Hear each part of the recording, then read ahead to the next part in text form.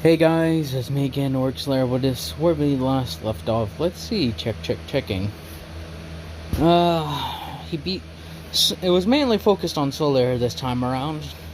Solaire fought Havel the Rock. He fought Ornstein. Now this will be a major time skip. In this time, relations with the Land of the Giants, Land of Isleth, and a few other, and like the entire Anor Londo Kingdom, all know about whole deeds and such. Bell has gone out a few more dragon hunting missions in a search, and a few destroying a couple of nests. But they haven't been able to find this like giant one they've been looking for. So I say it's like 3 years in the future, 3 or 4 years in the future. And well, the Dragon King has grown quite large in that time, and he's about the size as you could say, maybe 16 feet or so, I would say. Dragons grow very quickly and very large. So, this is how big he has grown. Bell suspects that he has more growing to do, but he puts that aside. And in these times, Solaire and his familia now have leveled up to high ranks. Solaire is his captain, as I stated before, and he's around since their search and destroy missions, I'd say, and also 4 years. I'd say Solaire's like level 4 or level 5. Yes, that seems like a good, decent amount. Level 4 or 5. Ornstein is about on the same level as him, but it was a bit more difficult for him to find things that were as challenging, or if more so, than Solaire's. And when it comes to it, Solaire's and Ornstein are pretty even. Havel the Rock exceeds both of them when it comes to pure brute strength and durability. But each of them exceed him in skill and endurance. And the warriors and the Ferosa tribes have pretty much all come together to selectively follow Bell's religion. The warriors that were part of his familia go back and spread the word about how he kills dragons easily and is one of the greatest warriors. Silver Knight's ranks have swelled. The Witch of Isleth has lent her pyromancy to the aid of purging the dragon menace. But there's still a land that is unknown to them, that they have not jumped into yet. And it's the land between Anor Londo and that whole entire kingdom, or all those kingdoms, and the Land of Ancients, one of the oldest lands known. And it's said that is where the major dragons dwell. All types of dragons. Dragons that walk on 2 legs, similar to humans. Dragons are as tall, as big as mountains. Or dragons that could easily swallow up a city. It's all very weird. In this time, as they have pretty much single-handedly, completely purged almost all the dragons out of Anor Londo, Isleth, the Land of Giants, and so on and so on. The only things that remain are a few major nests, and these things are large, with like over 100 dragons in them. Like if some nests like have 20 to 25 dragons, a really big nest has over 100. That can range from really weak to dragons that rival Bell. Well, not rival him exactly, but like a number of them, like say 6 of those, or maybe even 7. 6 or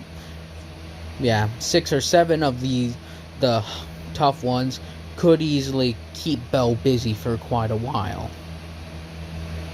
So right now they're mustering the strength to have him. And in this time, well, a few warriors have come to distinguish themselves. There's Artorius the Wolf Knight and his companion Sif, who distinguished themselves amongst the ranks of the knights due to their odd bond, considering how Sif easily tears through the the dragons and such, like low-ranking dragons, along with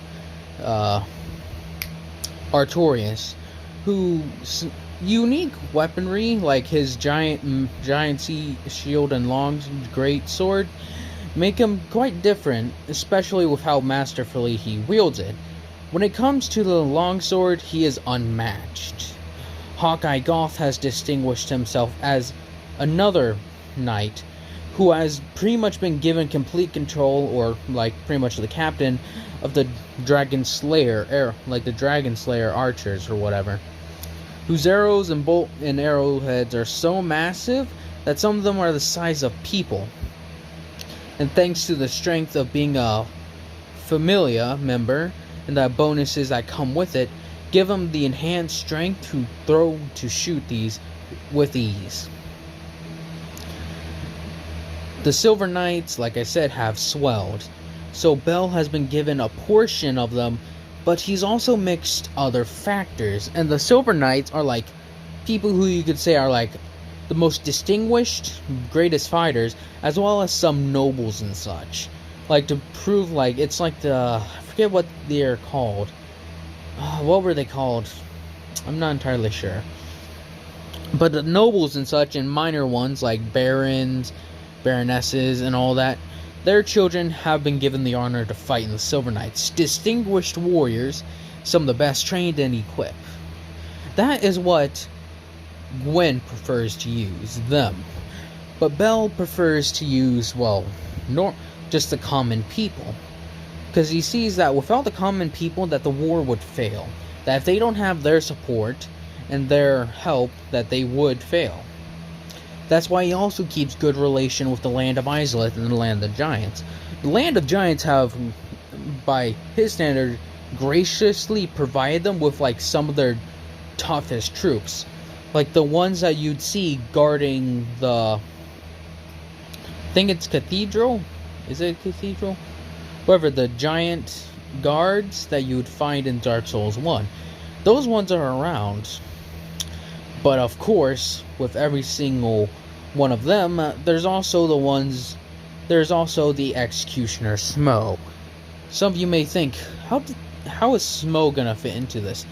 Well, let's just say, not everyone agreed with that.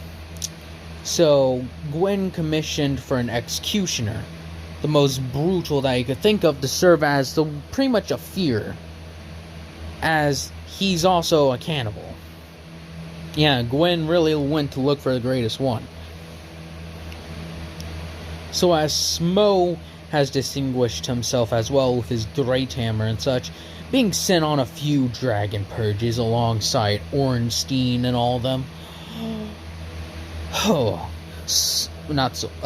Solaire and Ornstein view each other as equals. Havel views all three of them as equals, actually, even. Like, the three of them formed a unique bond. And Bell, as their father, in a way, serves to help guide each other and such, and train each of them personally. He even admits that, well, Havel's strength is quite impressive for just a mere man. And that he says that if Havel would fight some people, he'd say that he may even go fight Hercules on even footing, if it comes down to pure strength. Because if he really, wanted to, for instance, Havel, at the moment, with his level and everything, he could shatter, pretty much drop his dragon tooth and pretty much drop an entire village from the sheer strength that he possesses. He can drop a very large building from the just cracking ground beneath the entire village. That's his strength. Now, with everyone else, well, they're moving forward. Bell is mustering his troops to assault one of the largest dragon nests, with over 100 dragons in it. And they have quite a combination. They got hydras, they got drakes, they got a few ancient dragons, you could say, that watch over the nest. A few worms, a few drakes. Sorry. And if anyone knows the lake dragon, or was it the sewer dragon from Dark Souls 1? Yeah, they have a few of those guys sneaking around. It looks like a snake. Was it the gaping dragon? I'm not entirely sure. But anyways, they have a few of those lying around. As Bell and his forces are preparing themselves, Bell patiently waits as Ornstein and Solaire, as well as Havok, like his 4 leaders, come and approach him. The men are ready, sir. Each of them reports. It's like, very well. As he has King of Storm wait. Well, yeah, King of Storm's in the back, pretty much watching over. Wishing to fight beside Bell, but Bell has ordered him to stay back, lest he be struck down by, well, friendly fire, as some would say. First thing that happened is Goth and his troops have their archers ready. And with their forces, they have over, 1,000 troops to try and fight all these dragons. And that isn't really enough. This is just what they were able to scrounge together on such short period. But to be fair, a lot of those are made up of some of the elite troops. Giants, well, several of the Knights of Gwyn, as some have been calling them, or as some would actually know, the Knights of Faram or whoever.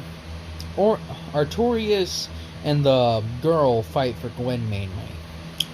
Ornstein's more or less the entire captain or commander under Bell. So as they're all prepared, Bell gives the order for the archers to just start lighting it out.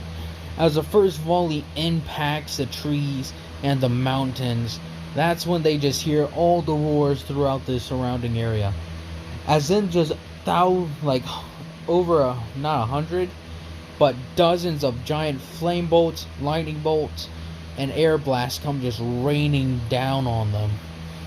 As Bell has the Silver Knights and other warriors who know how to use it, their lightning arrows to just try and counteracting quite a lot, but not all, as it crashes into some of his troops, seeing some of them flung away, as one Feroce Knight is hit from the front and is sent all the way back and lands right in front of Bell as he looks down, bending down to one knee and covering the guy's eyes, or closing the guy's eyes.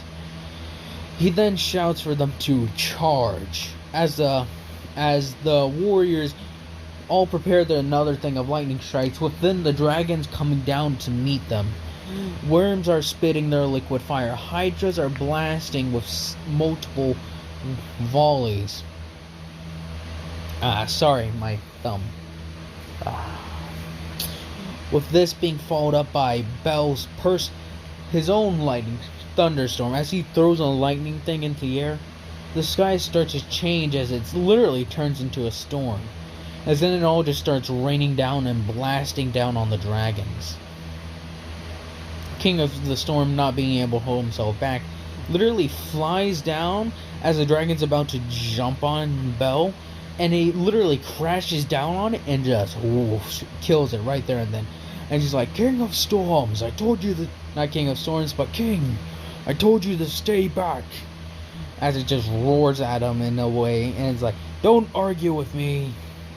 As I believe he would have some kinship of speaking with it. As they continue to fight, Bell's like, fine, stay close to me. As the dragon breathes fire all over, burning several dragons. As it then rushes forward and taking down a few more, Bell rushes forward and slicing down other ones and impaling them. This is a very quick fight, at least that's what Bell will think. But then the larger ones, the ones that could say to be over 100 feet, come flying down. And this would be around 12 of them. The biggest amongst them being over 600 feet. Not the biggest he's fought, still pretty darn big. As they all go to fight, the witches, the Isolith wizards, and, well, pyromancers, blast their fireballs, and a lot of it just grazes off the dragons. A few of the ones that it did actually hurt are thrown back a little bit and causing to crash into more troops. The giants then rushing over and just slicing the beast down. Silver Knights charging up another volley along with others who know how to use it. Charge up more volleys and just start start shredding the armor of these dragons that are coming to fly down. Bell then launches his own again, and it goes straight through one, just causing a giant lightning strike. As he then cuts through more and more. And after several hours, the battle is finished. He then commences the destroying of the dragons, the lairs and trees and such. The warriors and such take the eggs to eat and such, and hides and such to sell to make more money. And there's a few of them that are taking trophies. Bell and his familia return back, being given a hero's welcome, as Gwen is just like, You may say.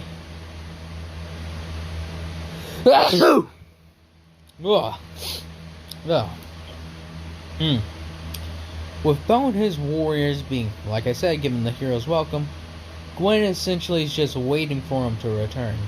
As then the Silver Knights come rushing down saying that Lord Gwyn has summoned you.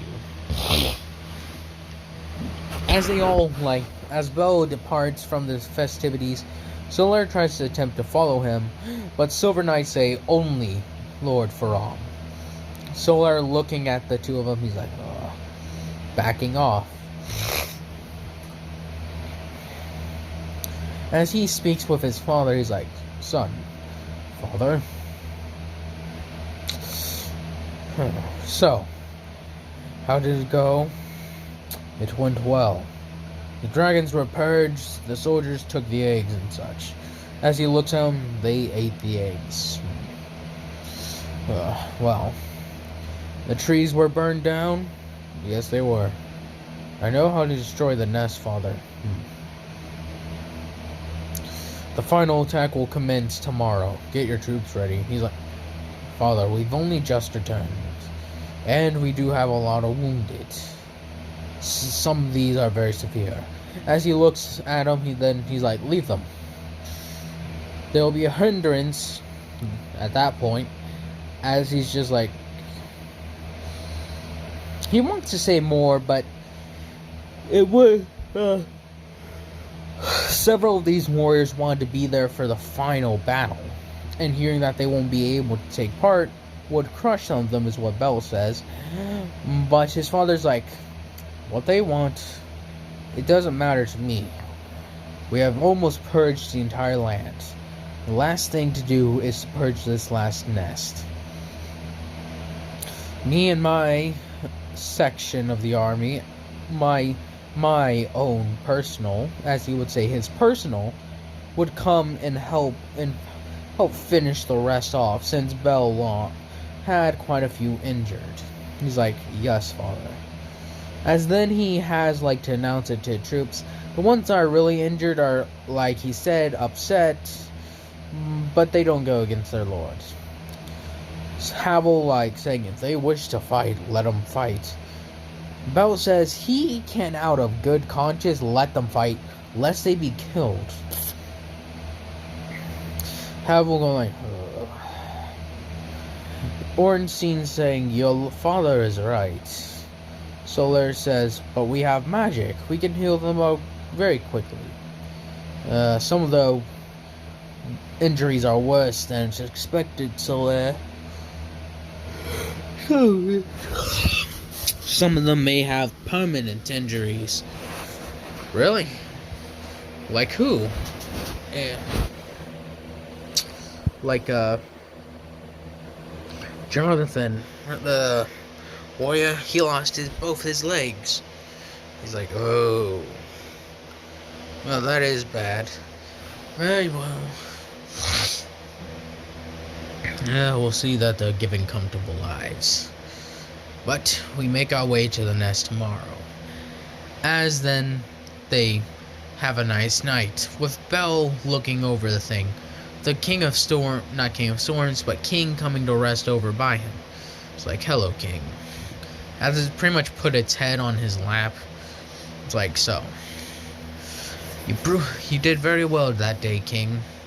As it pretty much lets out like a little chirp. Yep. I wish we didn't have to do this, King, but we are left no other choice. Sort of looks at him confused. He's like, don't give me that look. More chirps. And like little nuzzles. As it's like, rest, King. There will be much fighting tomorrow. As in, like his father said, his father gives his whole speech on how this is the final battle against the dragons until they're completely pushed out. But, he says, after this, we're to go to the land of ancients and burn it, as he would say it. The dragon menace needs to be completely purged. Belle saying that, well, that, wanting to say it, like, looking more or less at him, like, like that sort of judgmental eyebrow stare. He's like, not like squinty eyebrows, but just like his eyebrows are lowered. Since like he's like, what is he talking about? Gwendolyn and Guinevere are taking note of this. Several others, like several barons and such, taking note of it. Belle uncrossing his arms, having it lowered. His weapon is still right next to him. So is King of Storm. Several of the lords saying, why is that beast still alive then? As it's like, it has proven useful in these past years. Several of them say, let's just kill it now. And as several of them like start standing up, Gwen says, fine, try. As then several of them look confused. Silver Knights from each of the households start approaching, but then Belle takes a step forward, bringing up his weapon. He says, Lord From, step aside. He said, try. As then he pretty much starts charging up the his lightning, like he's really gonna go all out here. And he will. The King of Storms also having his back, being as tall, if not a little bit taller, growing quite rapidly, like I said. As they like all look at each other, like they easily start standing down. As Belle and King go back to pretty much standing at attention, or not at attention, but just standing there looking at. As he then finishes his whole speech, and they set off. Sorry. Solaire and them question, like, even Quaylana and such tag along to be like sort of medics. And Quaylag, who has more skilled in pyromancy and such, well, what they do is pretty much they serve as the commanders of the pyromancers.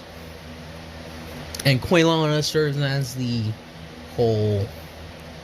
whole medic, or in charge of the people who know healing spells. With Solaire chatting up a storm with each of them, and eventually switching from Quaylana and Quaylag to Belle. He asks his father, in a way, what are we to do after this, Lord From? We would have finally killed all the dragons out of Anorlando and the land of Isolus. So does that mean we stop? As he says, no. Father says that we are to try to attack the land of ancients. I think it is foolish. To attack the dragons on their own turf is idiotic. Plus, there is no point to it. We have proven our strength, and if they try to make a move in again, we could just as easily stir up the entire continent. And we already have enough trouble trying to take down a nest with over 100. As he sighs, I don't know. as he starts mumbling, "It wouldn't work, wouldn't work." As then he starts walking a bit faster, with the King of Storms flying overhead. Goth walking, being like, going around too. As they're about halfway there, and takes a week of nothing but traveling on foot. As the night approaches, Bell tells his troops to rest. As they all take a knee and pretty much just set up a camp. Or set up fires and such. As these have been taken care of, the giants, well, they stand guard pretty much almost the entire night. With the pyromancers and such keeping the fires lit. The preachers and such are singing their preaches and whatnot, telling them to give grace to Lord Gwyn. Several of the ones that are part of Bell's personal army don't really care, and they pretty much just stop listening to him, seeing that Bell as their god. The only god they follow is Gwyn. Not Gwyn, but Bell. And his brother and sister, but not Gwyn. And this has given Bell a power boost as well. Like I said, the power that they have a base power, that how many people believe in them or have faith in them also increases their strength. So, as I was saying, Bell is quite much stronger than his father. But Gwyn's not much stronger, but their base power is drastically different. But with Gwyn's more widespread worship, even now, well, let's just say his power has grown to be equal to his son's, if not a little greater. And so as they continue forward and eventually reach their destination, in the final night before they attack, Bell has pretty much a whole speech to give. Says this will be the last push into the dragons till we force them out. They will be gone from this land and we shall ensure it. I say this to you all. Hold your spears tight, let your fires burn bright, and let your arrows hit true. For, if we are right, this is the final battle on this homeland. As he raises up his weapon, with the king roaring up in victory, Solar and them like, yeah, like a whole bunch of cheers and hurrahs. As they finish that and such, Bell and them make sure to prepare all their weapons. Quaylana and such talk with Bell for a bit, asking him how many should we expect to come, and how much should we be willing to heal. It's like, hopefully not much, but we did bring extra rejuvenation potions.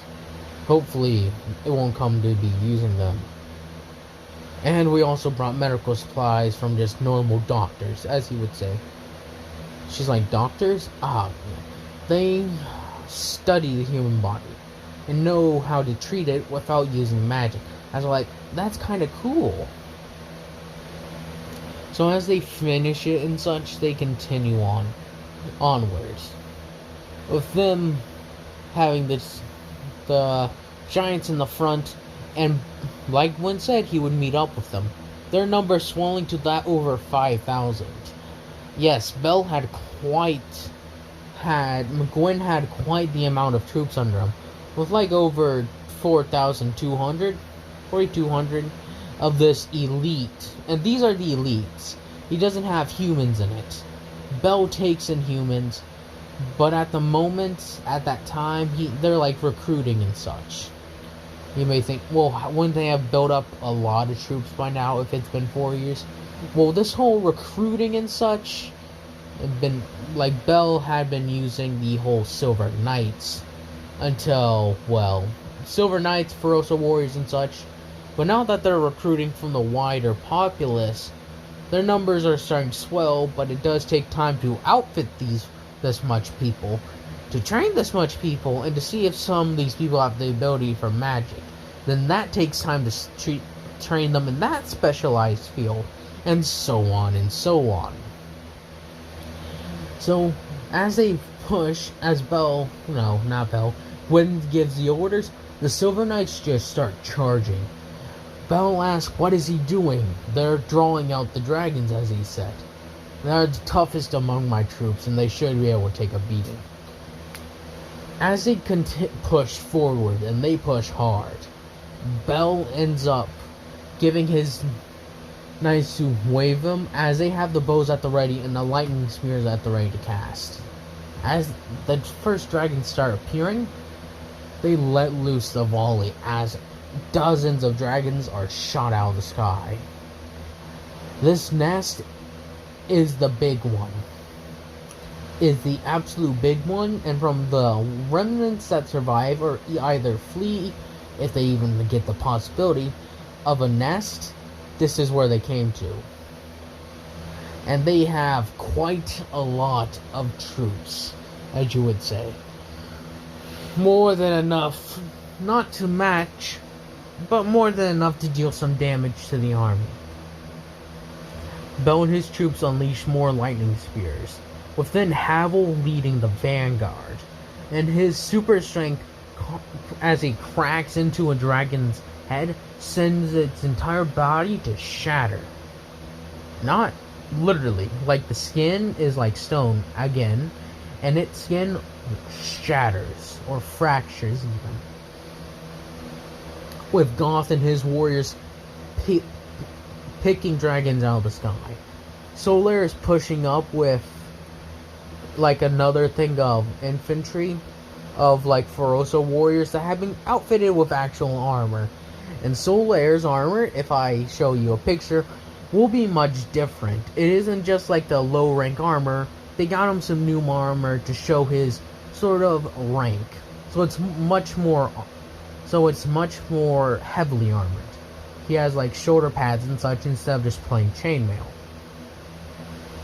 And he will fight, and he is strong. As he starts cutting through the dragons, learning the whole spell, well, the miracles that Bell had taught him, and actually mastering them. They're not as strong as Bell's, but they're pretty strong, as he casts like Sacred Oath. As then he boosts all his troops behind him. As they all charge in, they start cutting through low-ranking dragons. Then, giant serpent ones start sprouting out of the ground. This is when Bell decides to come in personally. Solaire uses his lightning to kill one after it goes straight through its head. Ornstein is also leading a contingent of Silver Knights as they start cutting through. This is a three-prong attack, cutting deep into the dragon's formations or whatever. With Havel being the strong point, Solaire being on the side, and same thing with Ornstein. Bell then rushes in with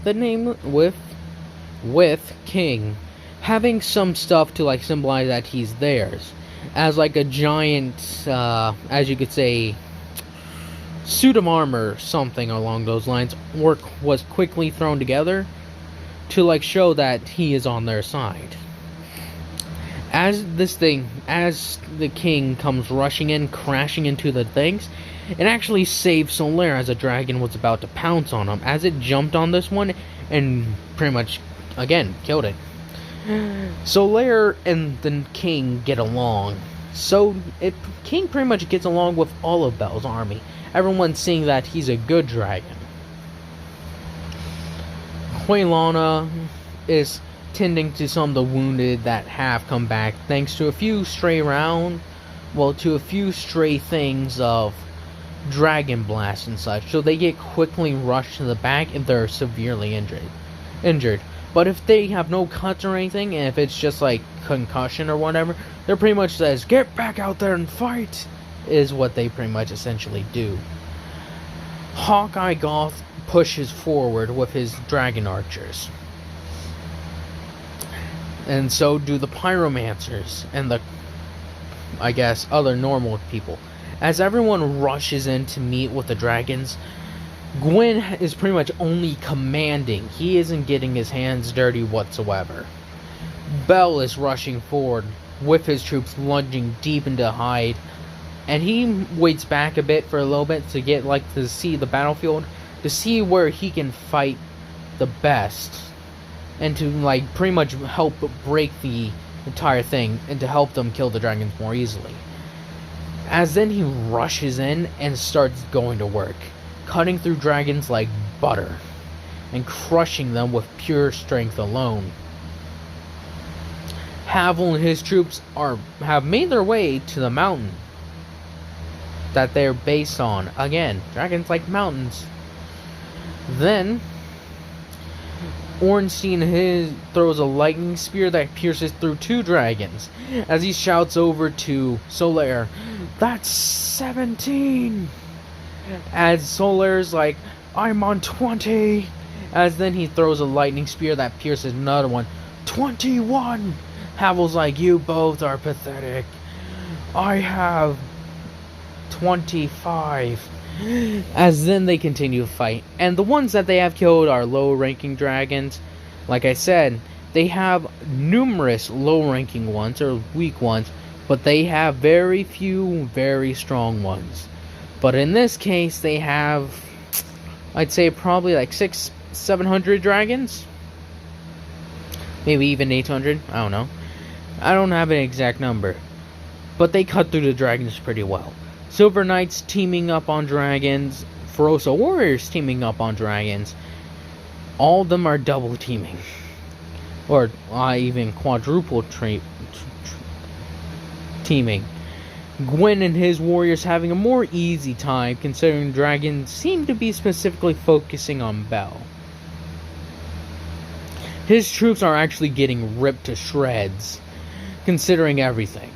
They may have lightning and such, but they are being hit pretty hard. And the serpent ones have used their liquid fire to melt men into their suits. Hydras and such are blasting dozens of them away at a time, but Bell and his troops have pushed pretty close to the mountain. As then Bell decides to focus on the other side, telling them to start burning the trees and destroying the other dragons. As he rushes over, a massive dragon comes swooping down. Another one that's around 800 feet comes down and fights him one-on-one. But he's much stronger than he was before, as then he quickly finished off this dragon in a mere 12 blows. Stabbing deep into the dragon's hide, and just pretty much blasting it with electricity. Then rushing over to help the other troops. As they finish and have the victory, Bell raises up his staff in victory and lets out a hurrah. As the entire thing says, "Praise the sun!" are all heard over all the battlefields. Silver Knights on Gwyn's side suffered horrifically, having over 1,000 troops lost. Bell, on the other hand, most of them survived. With, I'd say, I said he had 800, if I remember correctly, is how many he had. Yeah, I think I said he had 800, but now with the whole losing some troops and such, I'd say around 750 or 700 at the least. At most, probably 650. But anyways, I digress. His troops all make their way and they take the honored, wounded, dead, and they all carry them back with honors. Gwyn has the same done with his troops, but they're more or less put on carts and pushed. Smough actually fought in that battle, crushing a few lake dragons and a serpent dragon or two. As Ornstein and such fought alongside, as they all start counting up what they did. Bell's like, And as they say, this will be great. We've pushed the dragons out, and soon we will know peace. Bell says, no, we won't. Well, Solaire says, apparently Lord Gwyn intends to push to the dragon's mainland. No, many may try to support it, but Bell believes it will fail. I agree. I may not be an expert when it comes to battle, but I believe in Faram. And he says if it is not gonna work, it won't work. Several of them agreeing, as Bell looks forward as they all march back, thinking in his head, this is an unnecessary bloodshed to push any further. I wish he would see reason.